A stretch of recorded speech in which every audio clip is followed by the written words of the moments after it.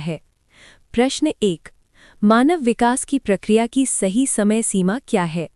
जन्म से किशोरावस्था तक, जन्म से मृत्यु तक, गर्भधारण से जीवन पर्यंत यानी कब्र तक, गर्भाधान से परिपक्वता तक। उत्तर सी, गर्भधारण से जीवन पर्यंत यानी कब्र तक। प्रश्न 2। प्रकृति और जीवन का एकमात्र शाश्वत नियम किसे माना गया है?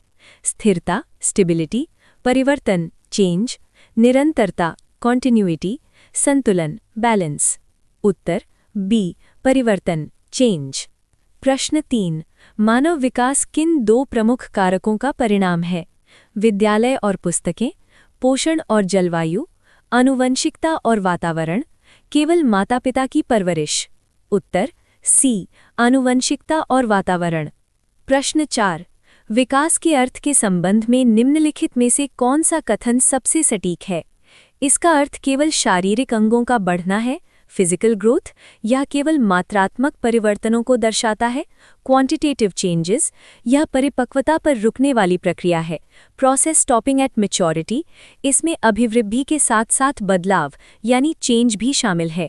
उत्तर डी, इसमें अभिवृद्धि के साथ साथ बदलाव यानी चेंज भी शामिल है। प्रश्न 5। वृद्धि शब्द का प्रयोग किस प्रकार के परिवर्तनों के लिए सीमित है? मानसिक परिवर्तनों के लिए, संवेगात्मक परिवर्तनों के लिए, केवल शारीरिक संरचनात्मक परिवर्तनों के लिए, कार्यात्मक परिवर्तनों के लिए। उत्तर सी, केवल शारीरिक संरचनात्मक परिवर्तनों के लिए। प्रश्न 6। विकास की भविष्यवाणी के संदर्भ में सही कथन चुनें। विकास की 100% सटीक भविष्यवाणी की जा सकती है। विकास का बिल्कुल भी पूर्वानुमान नहीं लगाया जा सकता। काफी हद तक अनुमान संभव है पर 100% सटीक नहीं। केवल शारीरिक विकास की भविष्यवाणी असंभव है। उत्तर सी, काफी हद तक अनुमान संभव है पर 100% सटीक नहीं। प्रश्न 7। वृद्धि और विकास के संबंध को सबसे बेहतर कौन दर्शाता है? वृद्धि और विकास 2 अलग अलग स्वतंत्र प्रक्रियाएं हैं। विकास वृद्धि का एक छोटा हिस्सा है। वृद्धि विकास का ही एक छोटा हिस्सा या चरण है। वृद्धि और विकास समानार्थी है। उत्तर सी, वृद्धि विकास का ही एक छोटा हिस्सा या चरण है। प्रश्न 8। परिपक्वता मुख्य रूप से किसके द्वारा निर्धारित होती है? सामाजिक वातावरण द्वारा, सांस्कृतिक कारकों द्वारा, आनुवंशिक जेनेटिक ब्लूप्रिंट द्वारा, शिक्षण और प्रशिक्षण द्वारा। उत्तर सी, आनुवंशिक जेनेटिक ब्लूप्रिंट द्वारा। प्रश्न 9। विकास के प्रगतिशील होने का सही निहितार्थ क्या है? विकास हमेशा रेखीय यानी लीनियर होता है। विकास में केवल ऊर्ध्वगामी शारीरिक बदलाव होते हैं। विकास बेहतरी के लिए होता है, जैसे रेंगने से चलना फिर दौड़ना। विकास यादृच्छिक होता है। उत्तर सी, विकास बेहतरी के लिए होता है, जैसे रेंगने से चलना फिर दौड़ना। प्रश्न 10। विकास किसकी जटिल अंतःक्रिया का परिणाम है? केवल वंशानुक्रम की, केवल वातावरण की, आनुवंशिकता और वातावरण की, पालन पोषण और शिक्षा की। उत्तर सी, आनुवंशिकता और वातावरण की। प्रश्न 11। वृद्धि की प्रकृति मुख्य रूप से कैसी होती है? गुणात्मक, मात्रात्मक, व्यावहारिक, संवेगात्मक। उत्तर बी, मात्रात्मक। प्रश्न 12। क्या विकास की प्रक्रिया यादृच्छिक या अचानक होती है? हाँ, यह वातावरण पर निर्भर करता है, इसलिए अचानक होता है, सडन। नहीं, यह एक निश्चित क्रम का पालन करती है। हाँ, किशोरावस्था में यह रैंडम हो जाता है या केवल आनुवंशिकता के कारण रैंडम होता है। उत्तर बी, नहीं, यह एक निश्चित क्रम का पालन करती है। प्रश्न 13। आधुनिक मनोविज्ञान के अनुसार विकास को समझने का मुख्य मंत्र क्या है?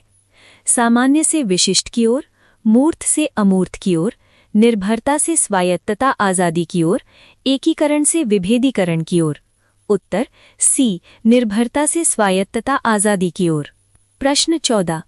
तकनीकी रूप से विकास की प्रक्रिया का प्रारंभ बिंदु क्या है? शैशवावस्था, जन्म, पूर्व बाल्यावस्था, गर्भ। उत्तर डी, गर्भ, वूम या प्रीनेटल स्टेज। प्रश्न 15। क्या विकास की प्रक्रिया को रिवर्स किया जा सकता है? हाँ, कुपोषण के मामले में। हाँ, यदि वातावरण पूरी तरह बदल दिया जाए। नहीं, इसे बदला जा सकता है पर वापस रिवर्स नहीं किया जा सकता। हाँ, केवल शारीरिक विकास को रिवर्स किया जा सकता है। उत्तर सी, इसे बदला जा सकता है पर वापस रिवर्स नहीं किया जा सकता। प्रश्न 16, विकासात्मक परिवर्तनों में क्या सम्मिलित होता है? ए, केवल संरचनात्मक वृद्धि, बी, केवल कार्यात्मक गिरावट, सी, वृद्धि और गिरावट दोनों, डी, केवल किशोरावस्था तक होने वाले लाभ। उत्तर है सी, वृद्धि और गिरावट दोनों। प्रश्न 17, हिरोशिमा नागासाकी का उदाहरण विकास के किस संदर्भ को समझाने के लिए दिया जाता है?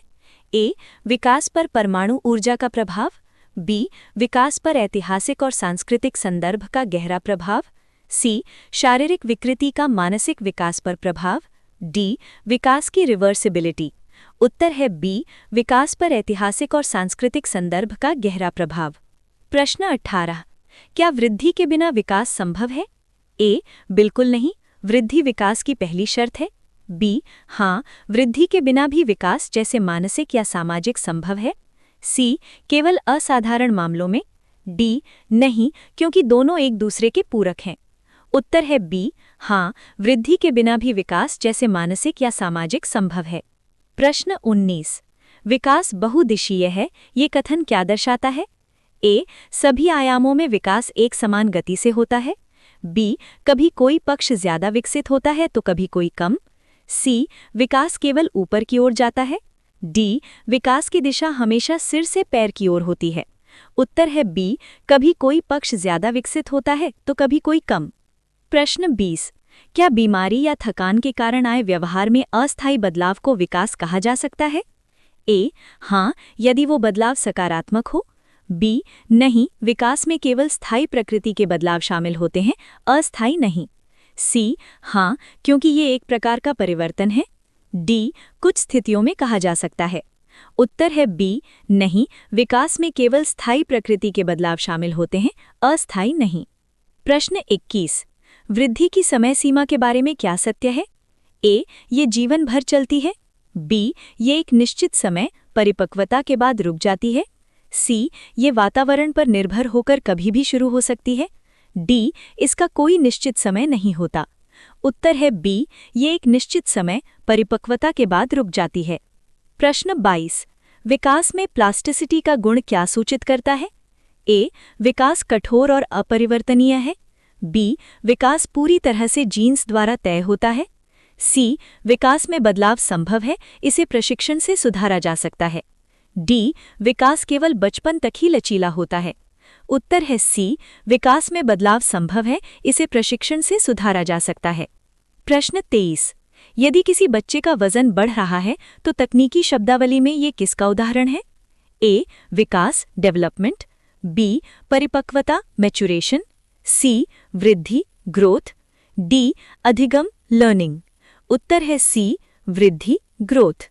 प्रश्न 24, निम्नलिखित में से कौन सा उदाहरण विकास के क्रमबद्ध ऑर्डरली सिद्धांत की पुष्टि करता है? ए, बच्चा दौड़ने के बाद चलना सीखता है। बी, बच्चा पहले बैठना सीखता है फिर खड़ा होना सीखता है। सी, बच्चे का विकास पैरों से सिर की ओर होता है। डी, भाषा विकास का कोई निश्चित क्रम नहीं होता। उत्तर है बी, बच्चा पहले बैठना सीखता है फिर खड़ा होना सीखता है। प्रश्न 25, विकास प्रक्रिया में गिरावट का उपयुक्त उदाहरण कौन सा है? ए, दूध के दांत टूटना, बी, लंबाई का रुक जाना, सी, बुढ़ापे में याददाश्त या शारीरिक क्षमता का कम होना, डी, हड्डियों का मजबूत होना। उत्तर है सी, बुढ़ापे में याददाश्त या शारीरिक क्षमता का कम होना। प्रश्न 26, स्टीफन हॉकिंग का उदाहरण किस तथ्य को सिद्ध करने के लिए दिया जाता है? ए, शारीरिक बाधा मानसिक विकास को रोक देती है। बी, वृद्धि और विकास हमेशा साथ साथ चलते हैं। सी, शारीरिक वृद्धि बाधित होने पर भी सर्वोच्च मानसिक विकास संभव है। डी, विकास केवल आनुवांशिकता पर निर्भर है। उत्तर है सी, शारीरिक वृद्धि बाधित होने पर भी सर्वोच्च मानसिक विकास संभव है। प्रश्न 27, विकासात्मक पूर्वानुमान का एक सटीक उदाहरण क्या है? ए, बच्चा भविष्य में डॉक्टर बनेगा। बी, दूध के दांतों के बाद पक्के दांत आएंगे। सी, बच्चे का IQ 120 ही रहेगा। डी, बच्चा किस उम्र में शादी करेगा?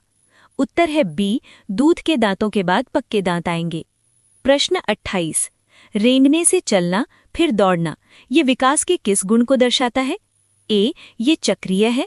बी ये प्रतिवर्ती है, सी ये प्रगतिशील है, डी ये विच्छिन्न है। उत्तर है बी ये प्रगतिशील है। प्रश्न 29। यदि प्रश्न में विकास की प्रकृति पूछी जाए और विकल्प में गुणात्मक और मात्रात्मक दोनों हों तो सही उत्तर क्या होगा? ए केवल गुणात्मक, बी केवल मात्रात्मक, सी न तो गुणात्मक न ही मात्रात्मक, डी गुणात्मक और मात्रात्मक दोनों। उत्तर है डी गुणात्मक और मात्रात्मक दोनों। प्रश्न 30। यदि विकास की प्रकृति के लिए केवल एक विकल्प चुनना अनिवार्य हो तो प्राथमिकता किसे दी जाएगी? ए मात्रात्मक, बी गुणात्मक, सी रचनात्मक, डी संख्यात्मक। उत्तर है बी गुणात्मक। प्रश्न 31। स्वायत्तता ऑटोनोमी के संदर्भ में जन्म के समय शिशु की स्थिति क्या होती है? ए आंशिक रूप से आत्मनिर्भर, बी सामाजिक रूप से सक्रिय, सी पूर्ण रूप से दूसरों पर निर्भर, डी संज्ञानात्मक रूप से स्वतंत्र। उत्तर सी पूर्ण रूप से दूसरों पर निर्भर। प्रश्न 32। एक बच्चे की पूर्ण निर्भरता से आत्मनिर्भरता की यात्रा को क्या नाम दिया जाता है? ए समाजीकरण, बी विकास, सी परिपक्वता, डी अनुकूलन। उत्तर बी विकास। प्रश्न 33। वृद्धि की ऊपरी सीमा कौन तय करता है? ए पोषण, बी व्यायाम, सी परिपक्वता या आनुवंशिकता, डी वातावरण। उत्तर सी परिपक्वता या आनुवंशिकता। प्रश्न 34। विकास के 4 व्यापक आयाम कौन-कौन से हैं? ए शारीरिक व्यक्तित्व आध्यात्मिक संवेगात्मक, बी शारीरिक संज्ञानात्मक सामाजिक संवेगात्मक, सी संज्ञानात्मक आध्यात्मिक सामाजिक सांस्कृतिक, डी मनोवैज्ञानिक शारीरिक सामाजिक आर्थिक। उत्तर बी शारीरिक संज्ञानात्मक सामाजिक संवेगात्मक। प्रश्न 35। निम्नलिखित में से किसे वृद्धि के अंतर्गत मापा जा सकता है? ए सामाजिक व्यवहार, बी नैतिकता, सी ऊंचाई वजन और आकार, डी समस्या समाधान क्षमता। उत्तर सी ऊंचाई वजन और आकार। प्रश्न 36। विकास को एक सतत प्रक्रिया क्यों कहा जाता है? ए क्योंकि यह हर साल एक समान गति से होता है, बी क्योंकि यह गर्भ से मृत्यु तक निरंतर चलता रहता है, सी क्योंकि यह केवल बचपन में होता है, डी क्योंकि इसे मापा जा सकता है। उत्तर बी क्योंकि यह गर्भ से मृत्यु तक निरंतर चलता रहता है। प्रश्न 37। कौन सा नियम बताता है कि विकास रैंडम न होकर एक पैटर्न में होता है? ए निरंतरता का सिद्धांत, बी व्यक्तिगत भिन्नता का सिद्धांत, सी क्रमबद्धता का सिद्धांत, डी परस्पर संबंध का सिद्धांत। उत्तर सी क्रमबद्धता का सिद्धांत। प्रश्न 38। क्या बुढ़ापे में होने वाले क्षरण को विकास का हिस्सा माना जाता है? ए नहीं, विकास केवल लाभ से जुड़ा है, बी हाँ क्योंकि विकास में वृद्धि और गिरावट दोनों शामिल हैं, सी नहीं यह केवल एक जैविक प्रक्रिया है, डी इसे केवल वृद्धावस्था कहा जाता है, विकास नहीं। उत्तर बी हाँ क्योंकि विकास में वृद्धि और गिरावट दोनों शामिल हैं। प्रश्न 39। क्या विकास की प्रक्रिया परिपक्वता प्राप्त करने के बाद रुक जाती है?